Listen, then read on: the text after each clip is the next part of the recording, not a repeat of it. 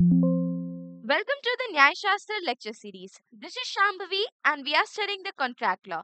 This is the 11th lecture on contract law, so let's get started. Today we will study agency. We will start with definition of agent and principal. Definition of agent has been defined under section 182 of the Indian Contract Act. An agent is a person employed to do any act for another or to represent another in dealing with third persons. अब इसका एक example लेते हैं. Suppose एक firm है, LIC ले लेते हैं. अब LIC has some workers as agent A, B and C. अब यहाँ पे X नामक एक व्यक्ति है जिसे LIC में इंश्योरेंस लेना है. तो A as an agent X से बात करता है और उसको हेल्प करता है इंश्योरेंस लेने में.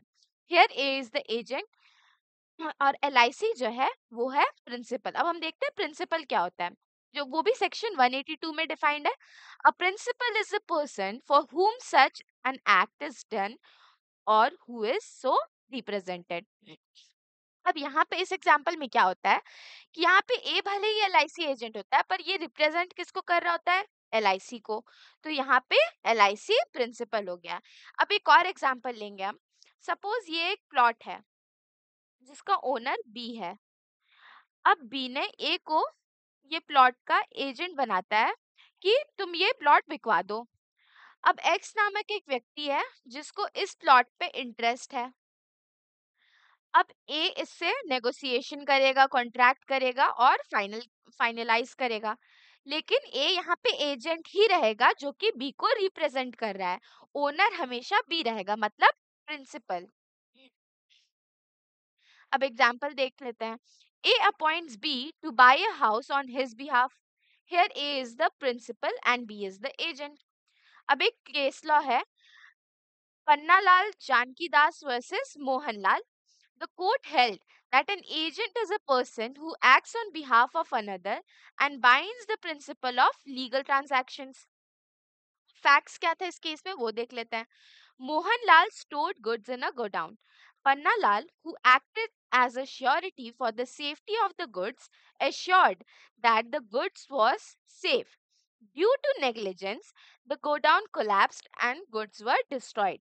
Mohanlal sued Pannalal for compensation. अब क्या होता है कि मोहनलाल गुड्स को स्टोर करते हैं गोडाउन में. पन्नालाल बोलते हैं मैं श्योरिटी लेता हूँ गुड्स की सेफ्टी का, और उनके नेग्लिजेंस के कारण जो गोडाउन था वो कोलैप्स कर जाता है और गुड्स जो थे वो डिस्ट्रॉय कर जाते हैं. तो मोहनलाल पन्नालाल को स्यू करते हैं कंपनसेशन के लिए. अब इसमें जजमेंट क्या था, the supreme court held that a person giving a gracious मतलब free undertaking is liable if he does so negligently and cause loss to another who relied on it. So Pannalal was held liable for the loss caused due to his negligent assurance. अब यहाँ पर पन्नालाल ने assure किया था कि मैं safety देखूंगा goods का. अब उनके नेग्लिजेंस के कारण जो गुड्स थे वो डिस्ट्रॉय हो गए, तो मोहनलाल ने उनको कंपनसेशन मांगा. तो कोर्ट का कहना था क्योंकि पन्नालाल जो थे वो ग्रेशियस अंडरटेकिंग लिए थे तो वो लायबल थे नेग्लिजेंट कॉज के, तो इसीलिए Pannalal was held liable for the cause. अब एसेंशियल्स देख लेते हैं. For a valid agency relationship the following essentials must be present. A principal's capacity. The principal must be competent to contract. Major and sound mind होना चाहिए. ये contract का essential होता है कि मेजर होना चाहिए, साउंड माइंड होना चाहिए. Second, agent's capacity. Even a minor can act as an agent because the agent does not need contractual capacity. अब यहाँ क्या बोलता है, कॉन्ट्रैक्ट में यहाँ पहले बोलता है कि मेजर होना चाहिए, साउंड माइंड होना चाहिए, और यहाँ बोलता है एजेंट कैपेसिटी में कि even a minor can act, मतलब कि जो 18 बिलो 18 है वो भी एज एन एजेंट एक्ट कर सकता है क्योंकि नो कॉन्ट्रैक्चुअल कैपेसिटी होता है यहाँ पे. थर्ड है यहाँ पे consent of both parties. There must be mutual consent between the principal and the agent. अब delegation of authority. The principal must authorise the agent to act on his behalf. अब यहाँ पे बोलता है कि प्रिंसिपल जो होता है उसको ऑथराइज करना चाहिए एजेंट को to act on his behalf. अब जैसे इस एग्जाम्पल में था, यहाँ बी ने ए को हायर किया था, तो यहाँ बी ने ए को अथॉरिटी दिया था to act on behalf of himself. Legal purpose, the agency must be for a lawful purpose. जो एजेंसी है वो लॉफुल पर्पस के लिए होना चाहिए. Example, X appoints Y as his agent to sell his car. Here, both X, मतलब principal, and Y, agent, agree, and the purpose is legal. Hence, it is valid for agency relationship. अब ये agree क्यों लिखा हुआ है उसके लिए भी मैं एक एग्जांपल देती हूँ. सपोज X के पास एक कार है, ये इसको बेचना था. अब Y अपने मन से एजेंट बन जाता है और ये C, B सबसे बात करने लगता है और X को इस बारे में पता नहीं होता है. तो यहाँ पे दोनों ने अग्री नहीं किया था, मतलब एक्स ने, मतलब जो प्रिंसिपल था उसने वाई को हायर नहीं किया था. तो ये इनवैलिड हो जाएगा. Creation of agency, an agency can be created in the following ways. By agreement. अब अग्रीमेंट क्या होता है? एक्सप्रेस और इम्प्लाइड हो सकता है. तो ये बहुत कॉमन मेथड है और it can be written or oral. अब एग्जाम्पल देख लेते हैं. A signs a contract appointing B as his agent to manage his business. B by ratification, जो कि सेक्शन 196 से 200 के बीच में है. When a person acts on behalf of another without prior authorisation and the latter expects the act, agency is created by ratification. एक और example है. A buys goods on behalf of B without informing him. Later, B accepts the good and agrees to pay. C, by law, agency by necessity. When an agent is appointed due to emergency to protect the principal interest. अब यहाँ पे क्या बोलता है कि suppose एक A है, ये B का एजेंट है. ठीक. B का एक बिजनेस चलता है, ये ज्वेलरी को ट्रांसपोर्ट करता है यहाँ इन सस्ते में खरीद के. अब ए को पता चलता है कि अभी गोल्ड का प्राइस 64K है 10 ग्राम का, और और उसी दिन वो चेंज हो जाएगा और हो जाएगा 70K 10 ग्राम्स का. तो ए बी को इन्फॉर्म करने से पहले ही जा करके गोल्ड खरीद लेता है. तो बी यहाँ पे बाद में एग्री कर जाता है क्योंकि वो इमरजेंसी था. अगर वो नहीं खरीदता तो उसका दाम बढ़ जाता. बस यही यहाँ पे. A is the owner of a ship. The captain, without prior approval, sells part of the cargo to repair the ship during a storm. अब यहाँ पे A तो ओनर है, पर जो कैप्टन होता है शिप का वो सेल कर देता है the cargo to repair the ship during a storm. तो यहाँ पे भी A will be liable to pay.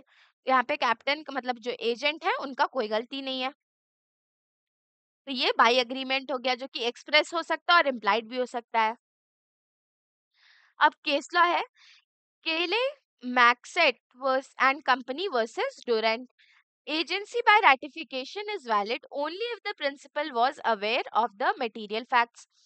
अब facts देख लेते हैं. An agent authorized by Kele Max and Company to buy wheat on a certain price instead bought it at a higher price in his own name but intended it for Kele and Company. Later, the company tried to adopt the contract and the seller, matlab Torrent, refused to recognize the company as a party to the original contract and sued the agent personally. अब यहाँ पे judgement क्या हुआ था? The House of Lords held that a principal cannot ratify a contract if it was not made in their name or on their behalf. Since the contract was made in an agent's own name and not as an agent, Kele and Company could not be held liable and only the agent was bound. अब relation of agency. First है a में principal and agent. The agent must follow the principal's instructions. जो agent होता है वो principal का instruction follow करना चाहिए. The principal is bound by the acts of agent. जो प्रिंसिपल होता है वो बॉन्ड हो जाता है एक्ट ऑफ एजेंट का. अब सपोज बी ने हायर किया था ए को, तो ए का कुछ भी एक्शन होगा उसके लिए बॉन्ड हो जाएगा बी. एजेंट एंड सब agent. A sub agent is appointed by the agent to perform duties on behalf of the principal. अब यहाँ पे क्या बोलता है, a sub agent is appointed by an agent. एक सब एजेंट को ए ने अपॉइंट कर लिया, suppose C. The agent is responsible for sub agents act. अब जो सब एजेंट है इसका कुछ भी गलती का रिस्पॉन्सिबिलिटी ए पे जाएगा और ए का गलती का बी पे. पर अगर सी कुछ गलती करता है तो उसका रिस्पॉन्सिबिलिटी सीधे ए पे जाएगा. Example, A appoints B as an agent, B further appoints C to carry out some duties. Here C is the sub-agent. अब C में बोलता है substitute agent. When the original agent appoints another agent with the principal's approval, the new agent is substituted agent. अब यहाँ पर क्या बोलता है कि यहाँ पे A ने तो C को अपॉइंट किया था जो कि था सब एजेंट. अब अगर A B से कंसल्ट करके किसी और एक एजेंट बनाता है किसी और को, तो यहाँ पे बोलता है कि when the original agent मतलब A appoints another agent with the principal's approval मतलब D, the new agent is substituted agent. ये जो हो गया ये हो गया substituted agent. रुकिए मैं सिर्फ, C हो गया हमारा सब एजेंट और D हो गया हमारा substituted agent.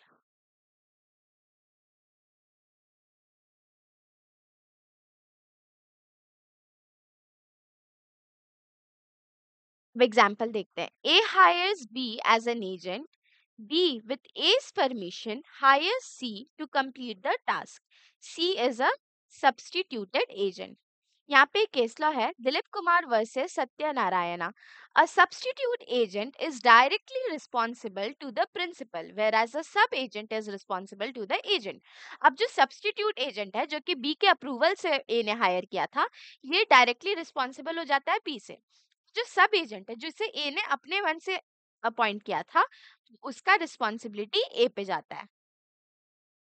Termination of agency जो कि सेक्शन 201 से 210 तक डिफाइंड है. An agency relationship can end in the following ways: by act of parties, by agreement. Both principal and agent manually agree to end the relationship. जो principal है और agent है manually agree कर देते हैं कि रिलेशन अब खत्म करते हैं. By revocation, the principal can revoke the agent's authority before it is exercised. Third में बोलता है by revocation, agent can resign by giving notice to the principal. जो agent होता है वो खुद से भी resign कर सकता है principal को notice देके. अब B में बोलता है by operation of law. A में फर्स्ट है completion of purpose. जब पर्पस जो होता है वो कंप्लीट हो जाता है तब. When the task is completed, the agency ends automatically. Expiry of time. If the agency is for a fixed period, it ends when the time expires. Death of or insanity. If the principal or agent dies or becomes insane, the agency ends. Fourth बोलता है insolvency of principal. If the principal becomes insolvent, the agency ends. Example, A appoints B as an agent for 1 year. After 1 year, the agency automatically terminates. Case law. Sukhdev versus Bhagatram. The Supreme Court held that an agency contract can be terminated if it is for a specific purpose and the purpose is fulfilled. Facts देखते हैं यहाँ पे क्या था. Employees of statutory corporation like LIC, ONGC and IFC were dismissed or disciplined. They challenged these actions, claiming violation of their fundamental rights under under Article 14 and 16. Judgment क्या था? The Supreme Court held that LIC, ONGC and IFC are state under Article 12 defined है जो कि because they are instrumentalized by the government. Hence, their action can be challenged by violating the fundamental rights. अब conclude कैसे करेंगे हम इसे? Agency is a legal relationship where an agent acts on behalf of the principal. ये क्या बोलता है? Agency एक legal relationship है where an agent acts as on behalf of the principal. Second बोलते हैं it can be created by agreement, ratification or law. It involves relation between the principal, agent, sub-agent and substitute agent. Termination of agency occurs due to mutual agreement, completion of purpose, death or insolvency. That's all for today's video. Please like, share, comment and subscribe to our YouTube channel which is Nyay Shastra. Thank you. We'll continue in next lecture.